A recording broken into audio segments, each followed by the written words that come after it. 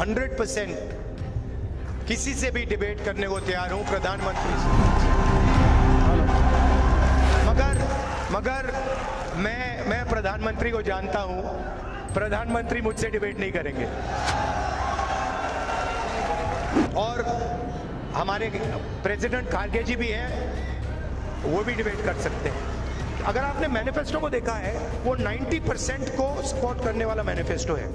मगर सच्चाई ये है कि कांग्रेस पार्टी को भी आने वाले समय में अपनी राजनीति को बदलना होगा।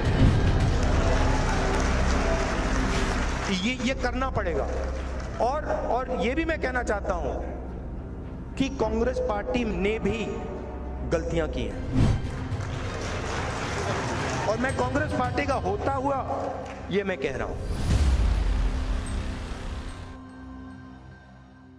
नमस्कार, मैं रविश कुमार। लखनऊ के संविधान सम्मेलन में राहुल गांधी ने जिस तरह से जाति और सत्ता में भागीदारी को लेकर बोला है, उसे राजनीतिक चर्चाकारों ने अनदेखा क्यों कर दिया। राहुल गांधी लगातार भागीदारी की बात कर रहे हैं और कांग्रेस की गलतियों को भी स्वीकार कर रहे हैं। कांग्रेस के नेता आरक्षण के राग को छेड़ने से अक्सर बचते रहे हैं। राहुल गांधी भारतीय राजनीति के इस विषय पर देर से आने वाले नेताओं में से जरूर हैं, मगर इस मुद्दे को नया विस्तार भी दे रहे हैं। भारत जोड़ो यात्रा के बाद राहुल गांधी के भीतर यह बदलाव आया है। क्या उन्हें इस वर्ग का सर्वमान्य नेता यह बनाने जा रहा है, जिस वर्ग में आज भी कई बड़े नेता पहले से स्थापित हैं। लखनऊ के संविधान सम्मेलन में राहुल गांधी ने बहुत सी बातें कही हैं। हम उन बातों पर बारी बारी से आएंगे। शुरुआत उस चुनौती से कर रहे हैं जो राहुल गांधी ने प्रधानमंत्री नरेंद्र मोदी को दी है। आमतौर पर कहा जाता था कि बीजेपी वक्ताओं की पार्टी है, तब उनके नेता अक्सर कांग्रेस को चुनौती दिया करते थे कि बहस होनी चाहिए, कांग्रेस में कोई बोलने वाला नेता नहीं है। बाद में अरविंद केजरीवाल ने भी बहस के लिए जब ललकारा तो कांग्रेस से कोई नहीं आया, बहस नहीं हो पाई। लेकिन यह पहली बार हो रहा है जब कांग्रेस के शीर्ष नेता अपनी तरफ से कह रहे हैं कि वे प्रधानमंत्री मोदी से बहस के लिए तैयार हैं। मोदी की तरफ से कोई जवाब नहीं आया, जबकि उनकी मान्यता बोलने वाले नेताओं की बनाई गई है।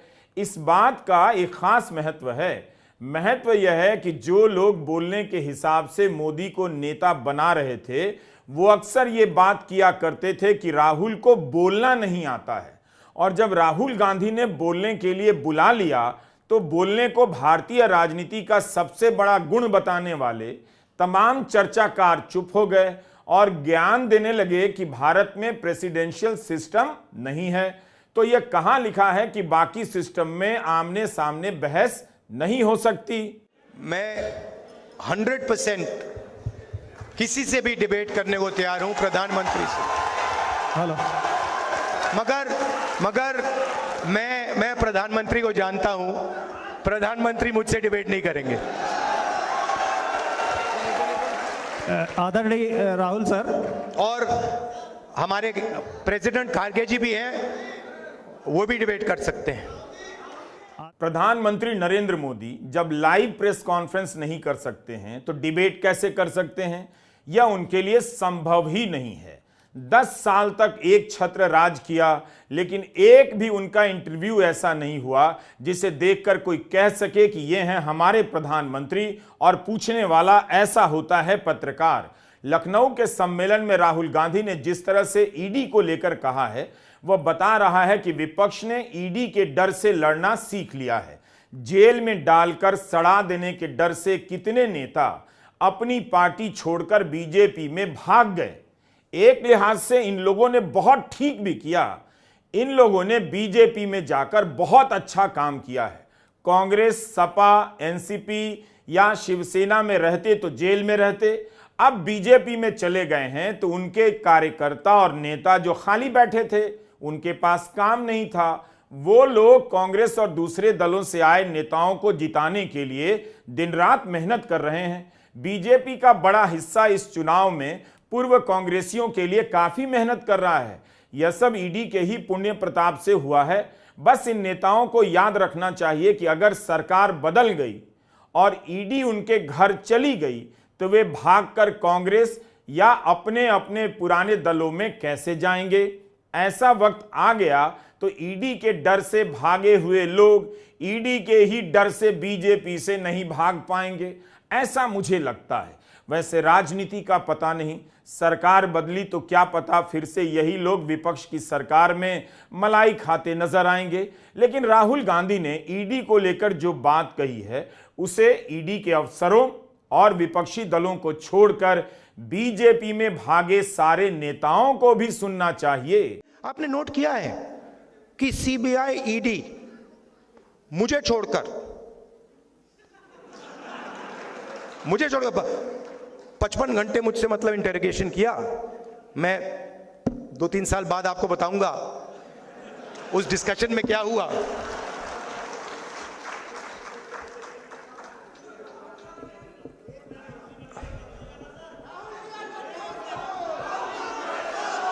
मैं बताऊं आपको क्या हुआ, बताऊं? मैंने ईडी के अफसर से बोला, ईडी के अफसर मुझे इंटरोगेट कर रहे थे और मैंने उनसे बोला कि देखिए, आप सोच रहे हो कि आपने मुझे यहां बुलाया है, मगर आप गलतफहमी में हो। आपने मुझे यहां नहीं बुलाया, मैं यहां आया हूं।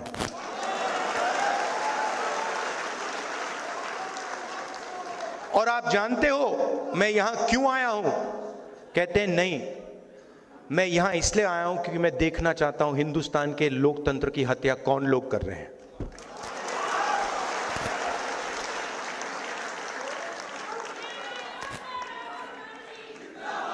मतलब आप क्या समझे हो?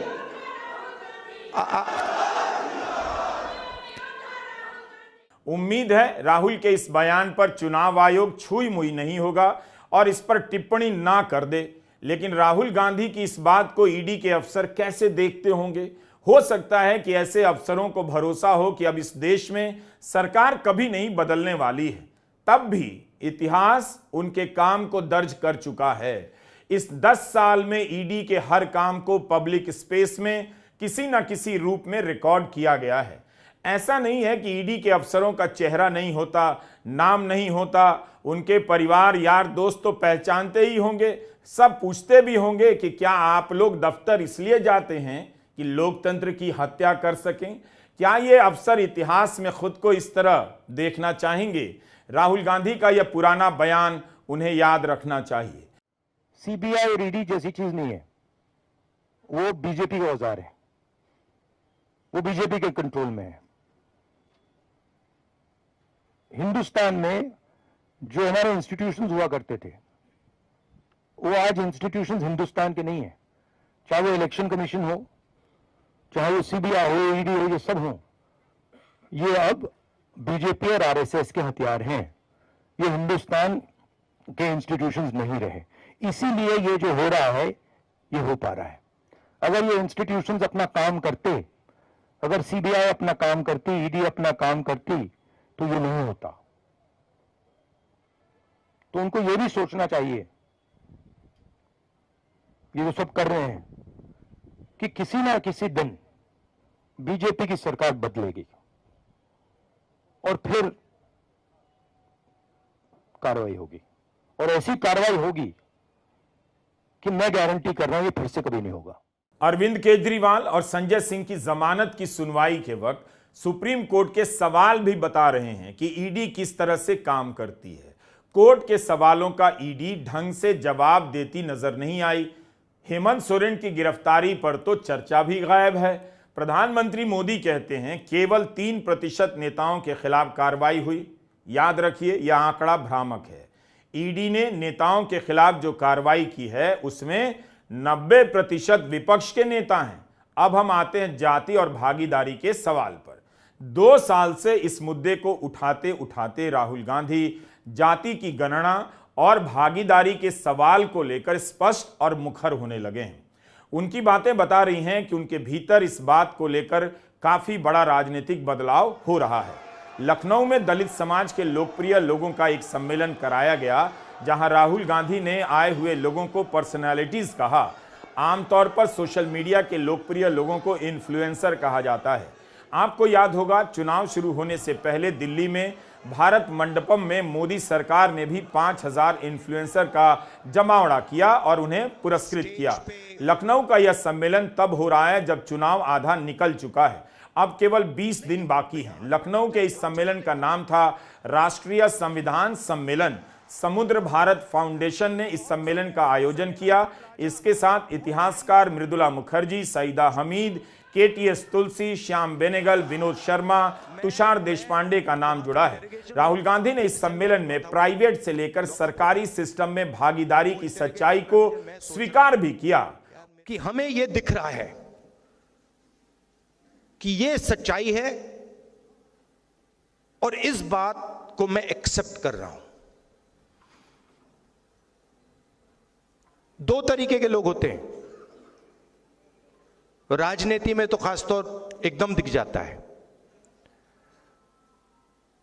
पूरी जिंदगी सत्ता के पीछे दौड़ते दौड़ते दौड़ते दौड़ते सच्चाई को कभी एक्सेप्ट नहीं करते।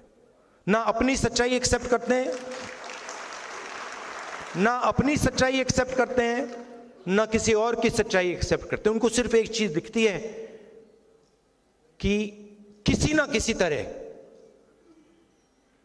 मेरे हाथों में इन्फ्लुएंस आ जाए, सत्ता आ जाए, बाकी सब छोड़ो। और दूसरे तरीके के लोग होते हैं जो कहते हैं ये सच्चाई है, इसको मैं एक्सेप्ट कर रहा हूं, चाहे मुझे अच्छा लगे या बुरा लगे, मगर मुझे जो दिख रहा है उस बात को मैं पूरी तरह एक्सेप्ट कर रहा हूं।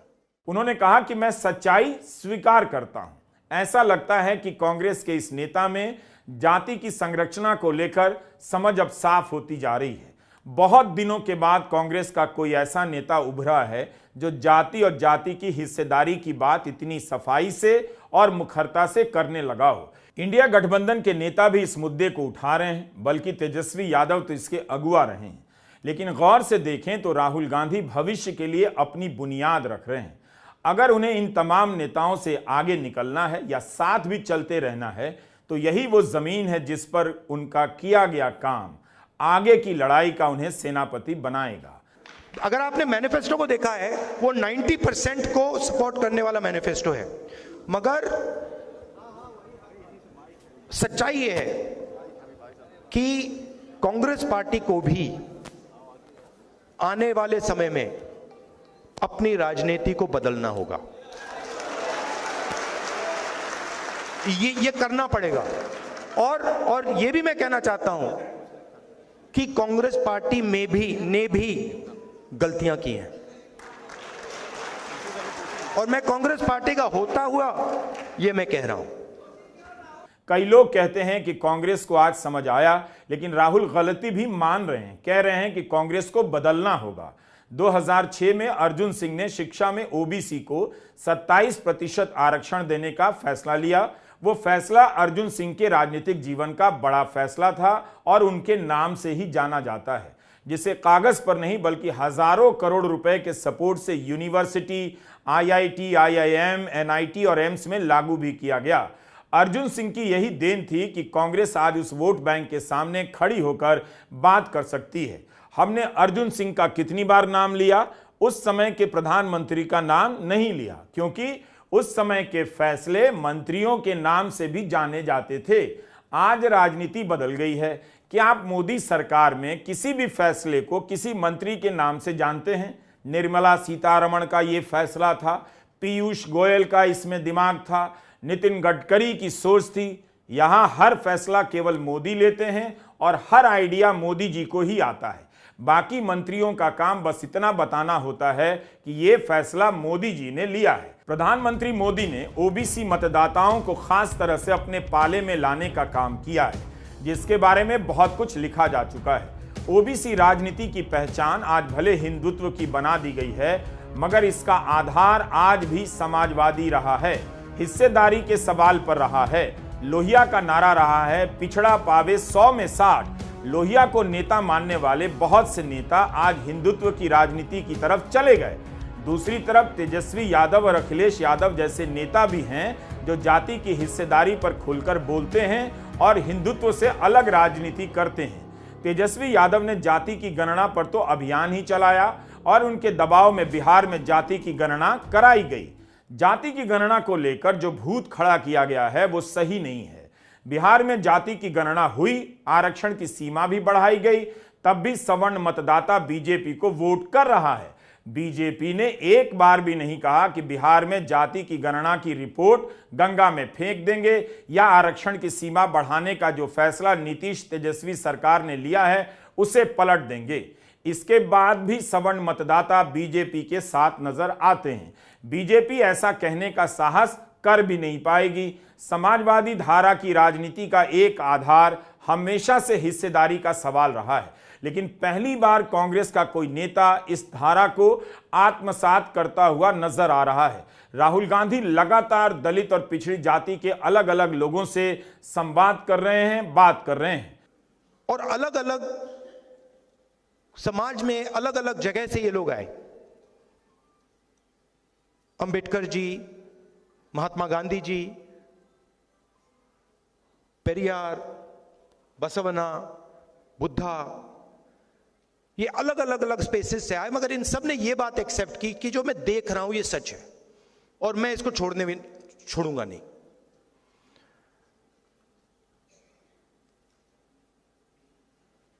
हिंदुस्तान में बहुत सारी ऐसी मूवमेंट्स हुई,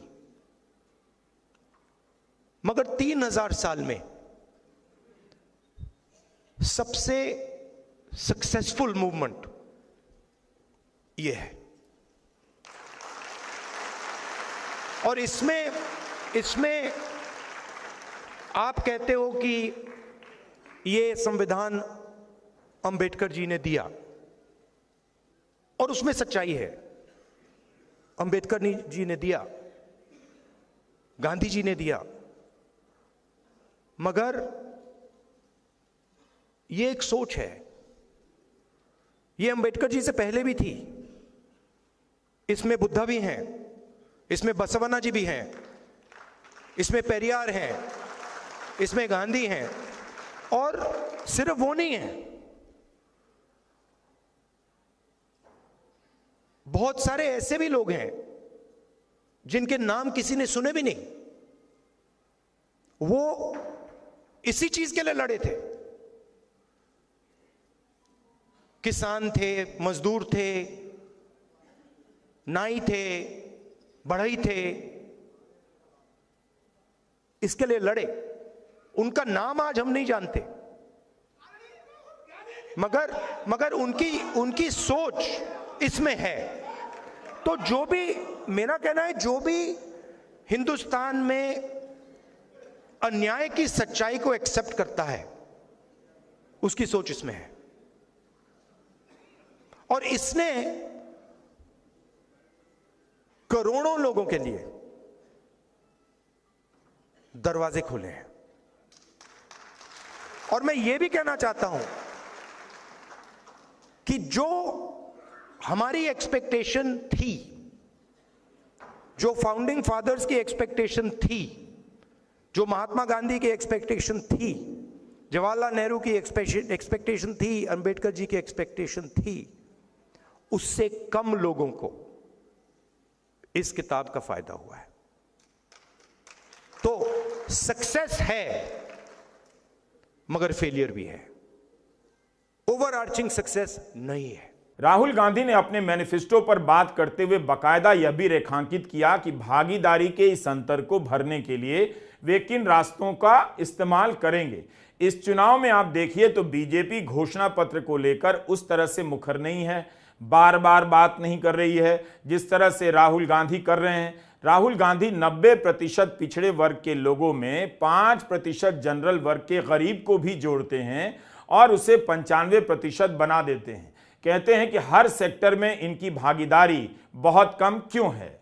और किसी का नुकसान नहीं करना, बट जो हिंदुस्तान की सोशल रियलिटी है उसको देश के सामने रखना है।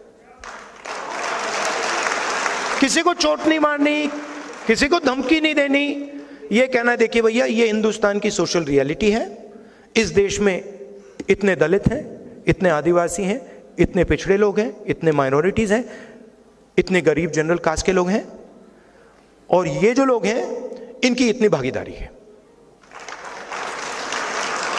मीडिया में इतनी भागीदारी है, कॉर्पोरेट इंडिया में इतनी भागीदारी है,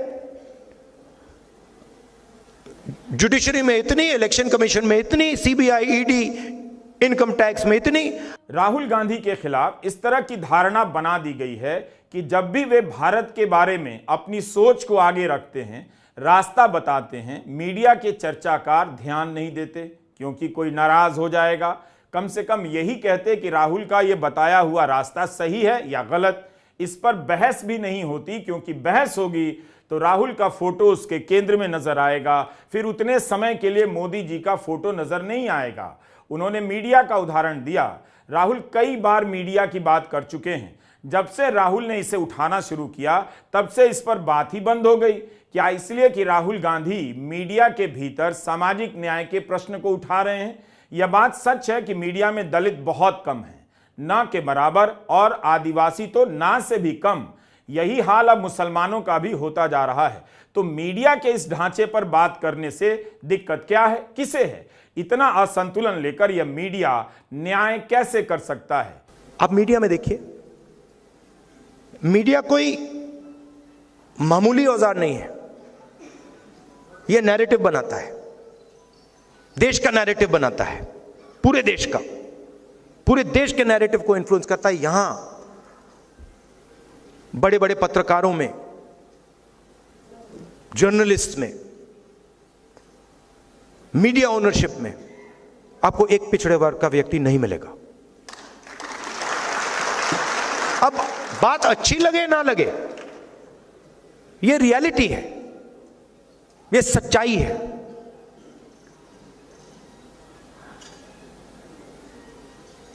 और छुपे तरीके से यह किया जाता है।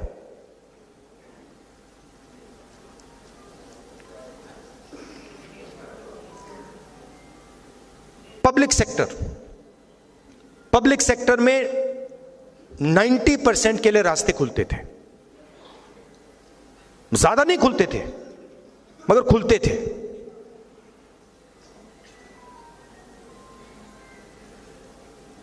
आज 200 सबसे बड़ी कंपनियों की लिस्ट निकालिए, उनकी सीनियर मैनेजमेंट की लिस्ट निकालिए, उनकी जो बड़े बड़े सैलरी, करोड़ों रुपए वाली सैलरी वाले लोग हैं, उनकी लिस्ट निकालिए। दिखा दीजिए कौन सा पिछड़ा है वहां पे, कौन सा दलित है, कौन सा आदिवासी है, कौन सा गरीब जनरल कास्ट का है, दिखा दीजिए।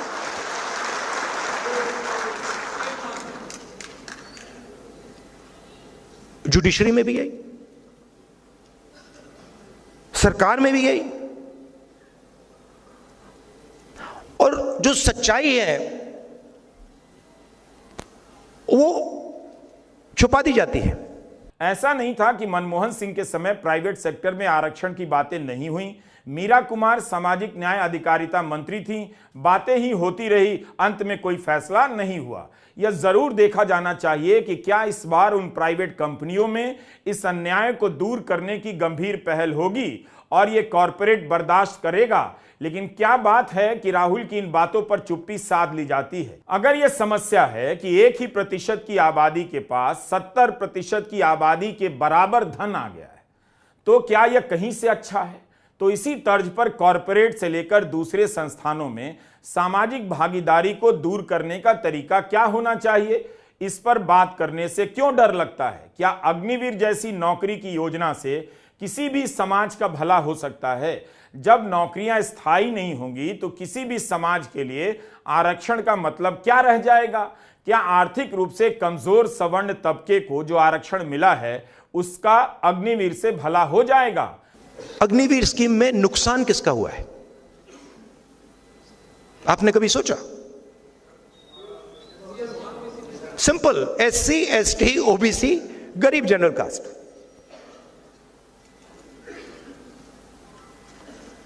अग्निवीर सीनियर लेवल पे नहीं है, अग्निवीर जवान के लिए है। और 2 तरीके के शहीद बनाए जा रहे हैं। तो जहां भी देखो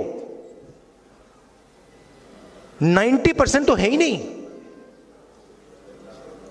अब मैं सिर्फ एक बात कह रहा हूं कि सब कुछ छोड़ दीजिए,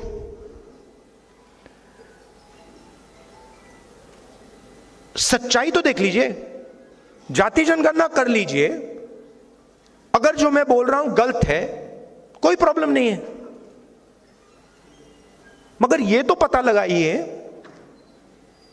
कि इस देश में पिछड़े वर्ग के कितने लोग हैं, दलित कितने हैं, आदिवासी कितने हैं, यह तो पता लगाइए। कौन सी संस्थाओं में है, कहां हैं, कोर्ट्स में कितने हैं, और रिएक्शन आता है कि नहीं होना चाहिए। इससे क्या होगा? इससे हिंदुस्तान के करोड़ों लोगों को हिंदुस्तान की सच्चाई पता लगेगी, यही होगा। हम चाहते हैं कि आप राहुल गांधी के इस भाषण के बाकी हिस्से को सुने, उनके चैनल पर भी मौजूद है। सोचें कि क्या इन मुद्दों पर बहस नहीं होनी चाहिए। यही सब वो सवाल है जिन पर बहस नहीं होती है। इसके लिए प्रधानमंत्री मोदी इतनी मजबूत जनता को मुसलमान की आबादी से डराने लग जाते हैं ताकि बात ना हो। मोदी जी राजा हैं,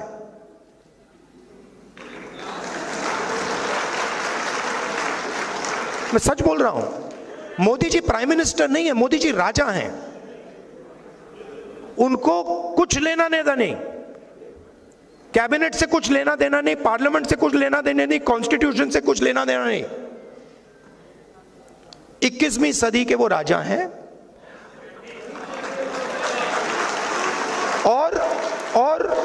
और उनके जो फाइनेंसियर्स हैं पीछे, जो 2-3 फाइनेंसियर्स हैं, वो राजा का पूरा टेम्पो वाले,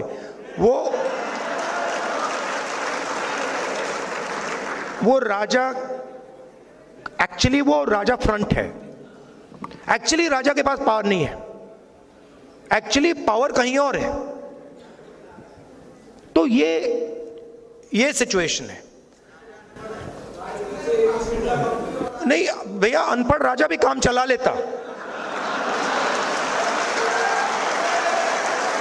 बहुत सारे अनपढ़ राजा हुए हैं हिंदुस्तान में, जिनमें अहंकार नहीं है, जिनमें अहंकार नहीं था, वो काम चला लेंगे।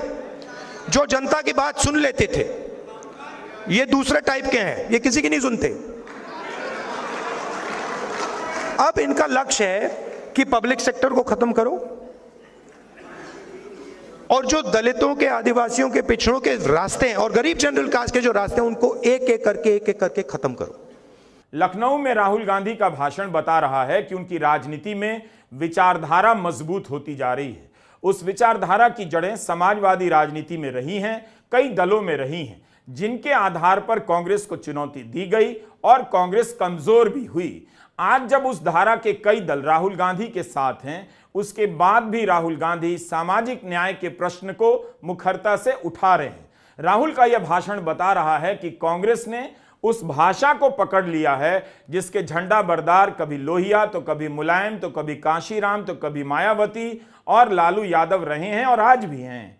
क्या राहुल गांधी की विचारधारा समाजवादी, सामाजिक न्याय से आगे किसी और ठिकाने की तलाश में है? भारतीय राजनीति में हार के चश्मे से देखे जाने वाले इस नेता पर नजर रखिएगा। नमस्कार, मैं रवीश कुमार।